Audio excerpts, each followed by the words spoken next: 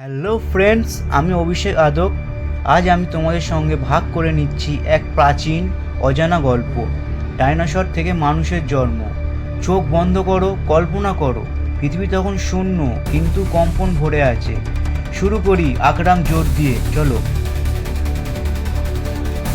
আগে পৃথিবী ছিল এক শূন্য গহ্বর, কোনো নদী, কোনো পাহাড়, কোনো জীবন নেই, শুধু ছিল মাটির পৃথিবী। আর তার মধ্যে দিয়ে ভেসে বেড়াচ্ছিল এক অদৃশ্য শক্তি, ডাইনোসর।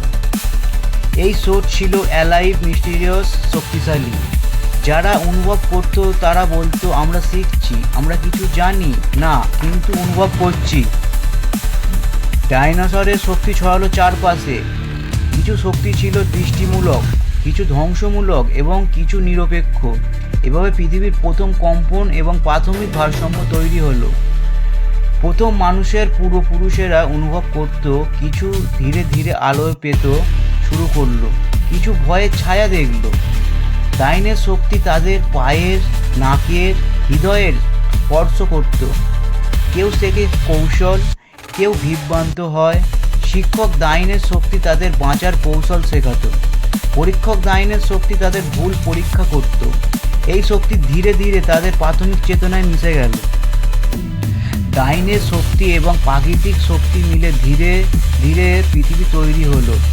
পর্বত উঠল, নদী বয়ে চলল, আকাশ মেঘ ঘূর্ণি করল। প্রারম্ভিক মানুষ তাদের ছোট ছোট কাজ এবং কৌতূহল দিয়ে শক্তি অনুভব করত। দৃষ্টিমূলক ডাইনের শক্তি তাদের কল্পনা শক্তি বাড়াতো। ধ্বংসমূলক ডাইনের শক্তি বিভ্রান্তি এবং ছায়া তৈরি করত। এভাবেই পৃথিবীর প্রাথমিক ভারসাম্য তৈরি হলো। অনেক বছর পরে প্রাথমিক প্রাণীর মধ্যে চেতনাশীল মানুষ বিকশিত হলো। দেহ, মন এবং আত্মা ধীরে ধীরে সংযুক্ত হলো। ডাইনের শক্তি সূক্ষ্মভাবে তাদের প্রেরণা, স্বপ্ন এবং আবৃত্তি প্রভৃতি করত। এভাবে জন্ম নিল প্রথম মানুষের চেতনা, যাদের মধ্যে আলো এবং ছায়ার প্রভাব মিলিত ছিল। মানুষের জীবন ছিল আলো এবং ছায়ার খেলা। যারা আলোর শক্তিকে সম্মান করত তারা জ্ঞান এবং বুদ্ধি এবং বাঁচার ক্ষমতা অর্জন করত। যারা ছায়ার প্রভাবকে উপেক্ষা করত তারা বিভ্রান্তি, ভয় এবং ভুলের সম্মুখীন হতো। ডাইনের শক্তি ছিল শিক্ষকের মতো, শেখাতো, পরীক্ষা করত, কিন্তু চূড়ান্ত সিদ্ধান্ত মানবর। ফ্রেন্ডস, এই গল্প আমাদের শেখায় শক্তি, আলো এবং ছায়া সবই সাবধানে ব্যবহার করতে হবে। মানুষের জন্ম এবং বিকাশ ঘটেছে ডাইনোসর এবং মানব চেতনার সংমিশ্রণে। ভালো আলো এলে প্রশংসা করো, ছায়া এলে সতর্ক হও।